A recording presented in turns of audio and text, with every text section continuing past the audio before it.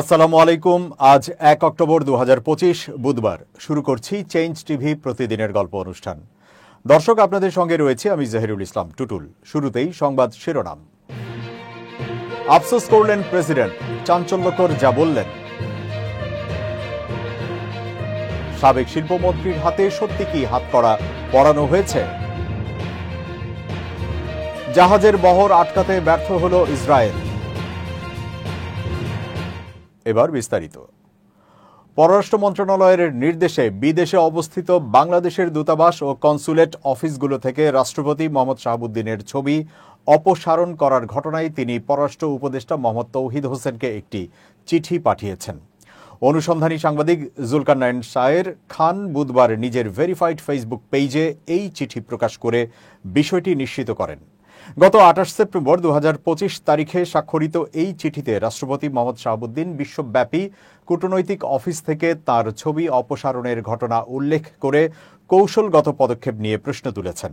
রাষ্ট্রপতি জানতে চেয়েছেন, রাষ্ট্রপতির আসনে আসীন এবং দায়িত্ব পালনরত দেশের রাষ্ট্রপতি যেন অপদস্থ না হয় সেজন্য কি কৌশলী পদক্ষেপ নেওয়া যেত না। তিনি উল্লেখ করেন যে তিনি রাষ্ট্রপতি হিসেবে নিষ্ঠার সাথে সাংবিধানিক দায়িত্ব পালন করছেন এবং সরকারকে সর্বাত্মক সহযোগিতা করছেন। তিনি বলেন, স্বাধীনতার পর থেকে যা ঘটেনি সেই ধারাবাহিকতায় তিনি প্রায় অর্ধ শতাধিক অর্ডিন্যান্স জারি করে সরকারকে আইনগত পূর্ণ সহযোগিতা করেছেন, যার ফলে সরকার আইনগতভাবে সবল অবস্থানে রয়েছে। রাষ্ট্রপতি তার ছবি অপসারণে এই দৃষ্টিকটু উদ্যোগ নেওয়ার কারণ জানতে চেয়েছেন। তিনি স্মরণ করিয়ে দেন যে 5 থেকে 8 আগস্ট 2024 পর্যন্ত দেশের সংকটকালে তার কার্যক্রমও গুরুত্বপূর্ণ ছিল এবং পরবর্তী সময়ে সরকারের সকল কার্যক্রমে তার অবস্থান স্বতঃস্ফূর্ত ও ইতিবাচক ছিল। তিনি নিশ্চিত করেছেন যে সরকার যে জিরো পোর্ট্রেট নীতি অনুসরণ করছে তাতে তার পূর্ণ সমর্থন রয়েছে। তিনি বলেন, আমি তো আবদার করি নাই যে আমার ছবিকে দায় মুক্তি দেওয়া হোক। রাষ্ট্রপতি মোহাম্মদ শাহাবুদ্দিন আক্ষেপ করে বলেন, ছবিটি অপসারণের ক্ষেত্রে কৌশলী নীতি অবলম্বন করলে গণমাধ্যমের খোরাক হওয়া এড়ানো যেত এবং এতে তার পূর্ণ মানসিক সহযোগিতা থাকত। কিন্তু এক রাতের মধ্যে প্রতিযোগিতামূলকভাবে ছবিটি অপসারিত হওয়ায় তা শুধু গণমাধ্যমের উপজীব্য হয়নি, বরং সামাজিক যোগাযোগ মাধ্যমে বিশ্বব্যাপী তার সম্মান চুল্লিস্থ হল। এতে মুক্তিযুদ্ধে অবদান রাখা একজন সচেতন নাগরিক ও বীর মুক্তিযোদ্ধা অপমানিত হয়েছেন। চিঠির শেষে রাষ্ট্রপতি জানান, এই বিষয়ে তার কোনো অনুযোগ নেই, শুধু আর্তনাদ আছে। তবে সাংবাদিক শায়ের খান নিশ্চিত করতে পারেননি যে পররাষ্ট্র উপদেষ্টা তৌহিদ হোসেন এখনো চিঠিটি হাতে পেয়েছেন কিনা। কৃষক শ্রমিক জনতা লীগের সভাপতি বঙ্গবীর কাদের সিদ্দিকী বলেছেন, 1971 সালে জামায়াতে ইসলামী যে কাজ করেছে তার জন্য যদি ক্ষমা প্রার্থনা না করে বাংলাদেশের শাসন ক্ষমতায় কোনো দিন যেতে পারবে না। মঙ্গলবার রাত 9:30টার দিকে টাঙ্গাইলের সখীপুর উপজেলার কেন্দ্রীয় মন্দির পরিদর্শনে গিয়ে তিনি একথা বলেন। এ সময় উপস্থিত ছিলেন টাঙ্গাইল 8 আসনের জামায়াতে ইসলামী মনোনীত প্রার্থী অধ্যাপক শফিকুল ইসলাম খান। তিনি মন্দিরে এসে পাশে বসে কাদের সিদ্দিকীর বক্তব্য শোনেন। কাদের সিদ্দিকী বলেন, জামাতের লোকেরা আমার পাশে বসে আছে, এটা আমার কাছে কোনো ব্যাপার না।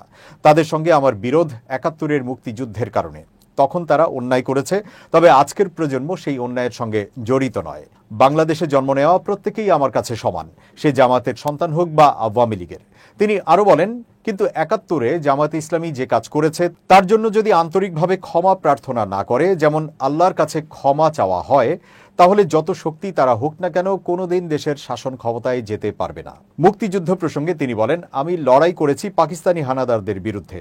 তারা যদি আমার দেশের বাড়িঘর না পোড়াতো, মা বোনদের ইজ্জত নষ্ট না করতো, তবে মুক্তিযুদ্ধে জয় পাওয়া কঠিন হতো। কারণ পাকিস্তানিদের হাতে ছিল 1000 গুণ শক্তিশালী অস্ত্র। কিন্তু অস্ত্রই শেষ কথা নয়, আল্লাহর ইচ্ছাই সব। মানুষের সেবাই জীবনের মূল লক্ষ্য উল্লেখ করে বঙ্গবীর কাদের সিদ্দিকী বলেন, আমি সেবক হিসেবে জন্মেছি, মানুষের সেবাই আমার কাজ। সেখানে ধর্ম, বর্ণ, দল, মতের কোনো বিভাজন নেই। আল্লাহ ও তার রাসূলকে বিশ্বাস করেই আমি এ পথ চলছি, সামনেও চলব। এর আগে জামায়াত নেতা অধ্যাপক শফিকুল ইসলাম খান দলীয় নেতাকর্মীদের সঙ্গে নিয়ে মন্দিরে প্রবেশ করেন। কিছুক্ষণ পর কাদের সিদ্দিকী মন্দিরে এসে তার সঙ্গে কুশল বিনিময় করেন। বক্তব্য শেষে বঙ্গবীর নেতাকর্মীদের নিয়ে মন্দির ত্যাগ করেন। সাবেক শিল্পমন্ত্রী নুরুল মজিদ মাহমুদ হুমায়ুনের মৃত্যুর পর সামাজিক যোগাযোগ মাধ্যমে তার চিকিৎসাধীন অবস্থার ছবি ব্যবহার করে বিভ্রান্তিকর ও অসত্য তথ্য ছড়ানো হচ্ছে। মঙ্গলবার রাতে কারা অধিদপ্তরের সহকারী মহাপরিদর্শক জান্নাতুল ফরহাদ স্বাক্ষরিত এক সংবাদ বিজ্ঞপ্তিতে এই তথ্য জানানো হয়েছে। বিজ্ঞপ্তিতে আরও বলা হয়, সম্প্রতি বিভিন্ন সামাজিক যোগাযোগ মাধ্যমে চিকিৎসাধীন অবস্থায় মৃত্যুবরণ করা সাবেক শিল্পমন্ত্রী নুরুল মজিদ মাহমুদ হুমায়ুনের একটি ছবি ব্যবহার করে বিভ্রান্তিকর ও অসত্য তথ্য প্রচার করা হচ্ছে। অতএব সবার প্রতি অনুরোধ, দায়িত্বশীল নাগরিক বা মাধ্যম হিসেবে মৃত একজন ব্যক্তিকে নিয়ে এ ধরনের বিভ্রান্তিকর অপপ্রচার থেকে বিরত থাকুন। প্রাসঙ্গিকভাবে উল্লেখ্য যে, অসুস্থতার কারণে কারাবন্দী অবস্থায় সাবেক এই মন্ত্রীকে একাধিকবার যথাযথ নিয়মে চিকিৎসার জন্য হাসপাতালে পাঠানো হয়েছিল। পরে গত 25 সেপ্টেম্বর থেকে মৃত্যুর পূর্ব মুহূর্ত পর্যন্ত তিনি ঢাকা মেডিকেল কলেজ হাসপাতালের আইসিইউতে ভর্তি ছিলেন। বাংলাদেশ জেল কর্তৃপক্ষ পুনরায় আপনাদের নিশ্চিত করছে যে, সব বন্দীর মানবিক মর্যাদা রক্ষায় আমরা সর্বদা দায়িত্বশীল এবং এক্ষেত্রেও তার ব্যতিক্রম ঘটেনি। অন্তর্বর্তী সরকারের উপদেষ্টাদের মধ্য থেকে যে কোনো একজনকে কার্যক্রম নিষিদ্ধ পতিত আওয়ামী লীগের প্রধানের দায়িত্ব নিতে পারেন বলে মন্তব্য করেছেন গণ অধিকার পরিষদের সাধারণ সম্পাদক রাশেদ খান। মঙ্গলবার নিজের ফেসবুক পেজে দেওয়া এক পোস্টে এই মন্তব্য করেছেন তিনি। সম্প্রতি যুক্তরাষ্ট্রের নিউ ইয়র্কে দেওয়া এক সাক্ষাৎকারে প্রধান উপদেষ্টা ডক্টর মোহাম্মদ ইউনূস মন্তব্য করেন, আওয়ামী লীগের রাজনৈতিক কার্যক্রম সাময়িকভাবে স্থগিত করা হয়েছে, এটি স্থায়ী নয়। প্রয়োজনে যে কোনো সময় স্থগিতাদেশ প্রত্যাহার করা হতে পারে। এ বিষয়ে রাশেদ খান তার পোস্টে লিখেছেন, আমি মনে করি অন্তর্বর্তীকালীন সরকারের কোনো একজন উপদেষ্টাকে আওয়ামী লীগের প্রধান হিসেবে দায়িত্ব দেওয়া যেতে পারে। এছাড়া প্রধান উপদেষ্টা নিজেও চাইলে দায়িত্ব নিতে পারেন। তিনি আরও লিখেছেন, যেহেতু অন্তর্বর্তীকালীন সরকারের 14 মাসে আওয়ামী লীগের পুনর্বাসনে তারা কাজ করেছেন, এখন পুনর্গঠনের দায়িত্ব নিক। সাংগঠনিক কার্যক্রম নিষিদ্ধের নামে বিপ্লবী জনগণের চোখে ধুলা দিয়ে লাভ কি? স্ট্যাটাসের সঙ্গে একটি পত্রিকার ফটো কার্ড যুক্ত করেছেন রাশেদ খান। জিটিওকে দেওয়া প্রধান উপদেষ্টা ডক্টর মোহাম্মদ ইউনূসের দেওয়া সাক্ষাৎকারের বরাত দিয়ে বলা হয়েছে, আওয়ামী লীগ দল হিসেবে বৈধ, তবে কার্যক্রম সাময়িকভাবে স্থগিত করা হয়েছে। যে কোনো সময় এই নিষেধাজ্ঞা তুলে নেওয়া হতে পারে।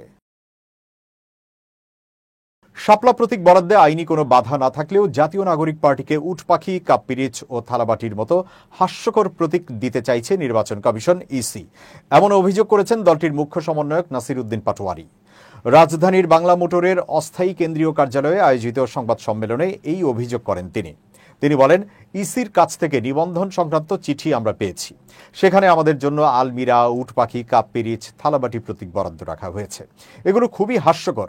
ইসি আমাদের সঙ্গে স্বেচ্ছাচারী ও বৈষম্যমূলক আচরণ করছে। নাসির উদ্দিন আরও বলেন, আমরা আগেই জানিয়েছি এনসিপির শাপলা প্রতীক পেতে কোনো আইনি বাধা নেই। ইসিরও অন্য কোনো চাপ অনুভব করার কথা নয়। গণ অভ্যুত্থানের পর আমরা স্বাধীন নির্বাচন কমিশনের দাবি তুলেছিলাম, কিন্তু বর্তমান কমিশন একদলীয় অফিসে পরিণত হয়েছে। তাদের কার্যক্রম সংবিধানকে প্রশ্নবিদ্ধ করছে। তিনি অভিযোগ করেন, অন্যান্য রাজনৈতিক দলের প্রতীক জাতীয় প্রতীকের উপাদান থেকে নেওয়া হলেও এনসিপির ক্ষেত্রে শুধু আপত্তি তোলা হচ্ছে। এখন প্রশ্ন উঠতে পারে, প্রতীক না পেলে আমরা কি করব? জনগণকে সঙ্গে নিয়ে সাংবিধানিক ও গণতান্ত্রিক উপায়ে আমরা সংগ্রাম চালিয়ে যাব, বলেন তিনি। সাংবাদিকদের এক প্রশ্নের জবাবে নাসির উদ্দিন পাটোয়ারি বলেন, জাতীয় লীগ নামে একটি দল নিবন্ধন পেতে যাচ্ছে, অথচ এ পর্যন্ত আমরা দলটির কোনো মিছিল, সভা বা সেমিনার দেখিনি। এসব কারণে ইসির প্রতি আমাদের সন্দেহ আরও ঘনীভূত হয়েছে। তিনি এ সময় আওয়ামী লীগ আমলে নিবন্ধন পাওয়া রাজনৈতিক দলগুলোর নিবন্ধন বাতিলের দাবি জানান। খাগড়াছড়িতে ৮ম শ্রেণীর সেই স্কুল ছাত্রীর মেডিকেল পরীক্ষায় কোনো ধর্ষণের আলামত পাওয়া যায়নি বলে জানিয়েছেন মেডিকেল বোর্ডের নেতৃত্বে থাকা চিকিৎসক। খাগড়াছড়ি সদর হাসপাতালে ৩ সদস্যের মেডিকেল বোর্ডের পরীক্ষায় রিপোর্টে বলা হয়েছে, ভুক্তভোগীর শরীরের ভেতরে ও বাইরে ধর্ষণের কোনো চিহ্ন মেলেনি। ২৩ সেপ্টেম্বর খাগড়াছড়ি জেলা সদরের সিঙ্গিনালা এলাকায় ওই শিক্ষার্থীকে অচেতন করে ধর্ষণের অভিযোগ ওঠে। এ ঘটনায় ভুক্তভোগীর বাবা ৩ জনকে অজ্ঞাত আসামি দেখিয়ে সদর থানায় মামলা করেন। পরদিন ২৪ সেপ্টেম্বর পুলিশ সন্দেহভাজন শয়নশীলকে গ্রেপ্তার করে।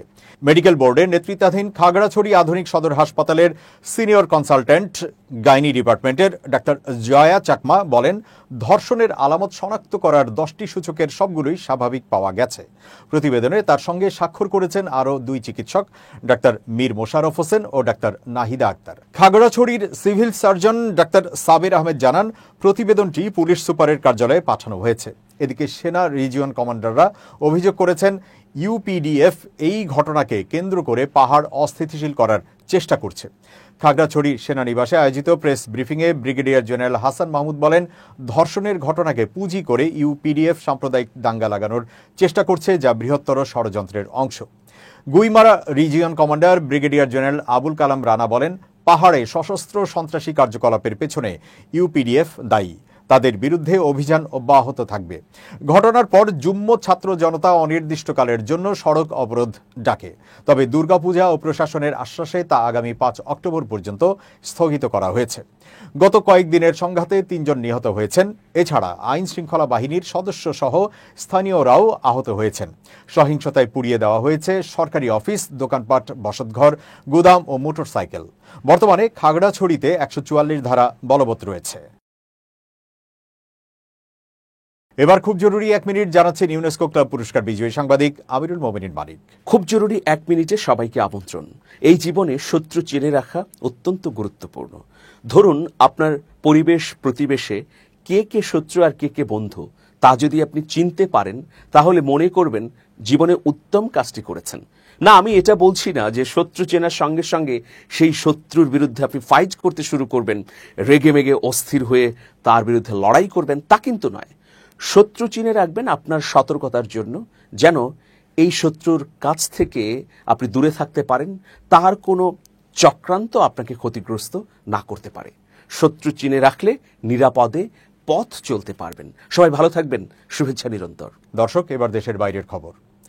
আন্তর্জাতিক স্বেচ্ছাসেবী সংস্থা গ্লোবাল সুমুদ ফ্লোটিলার ত্রাণবাহী জাহাজ বহরকে আটকাতে ব্যর্থ হয়েছে ইসরায়েলের নৌবাহিনী।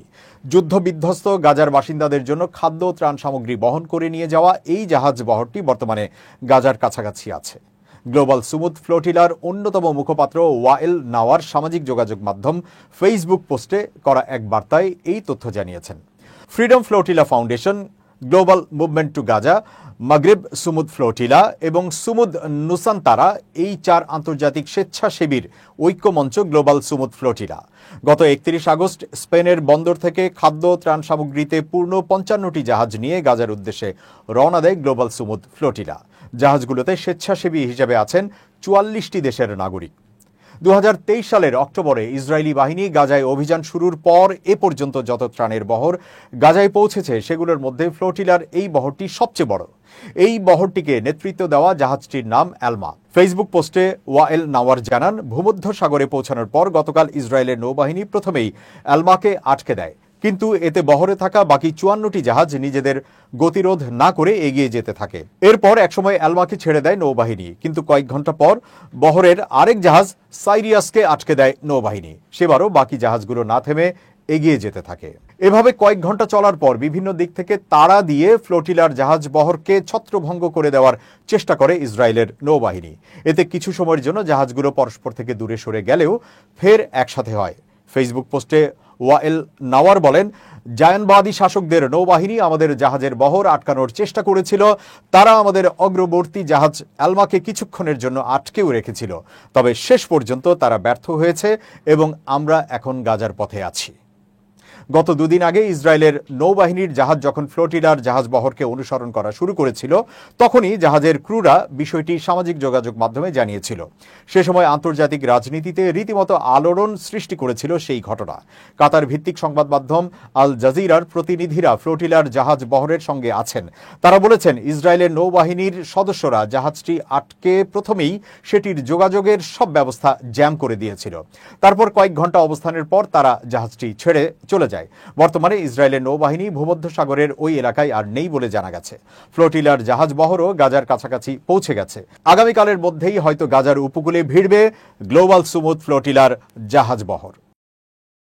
দর্শক, শেষ করছি চেঞ্জ টিভির প্রতিদিনের গল্প অনুষ্ঠান। changetv.press বাংলাদেশের ইউটিউব জার্নালিজমের অগ্রদূত। ভিজিট করুন এর ওয়েবসাইট www.changetv.press, ইউটিউব youtube.com/changetv.press এবং সাবস্ক্রাইব করুন চ্যানেলটি। নিয়মিত লাইক, কমেন্ট ও শেয়ার করে আপডেট রাখুন নিজেকে। ভালো থাকুন, নিরাপদে থাকুন। শুভেচ্ছা নিরন্তর।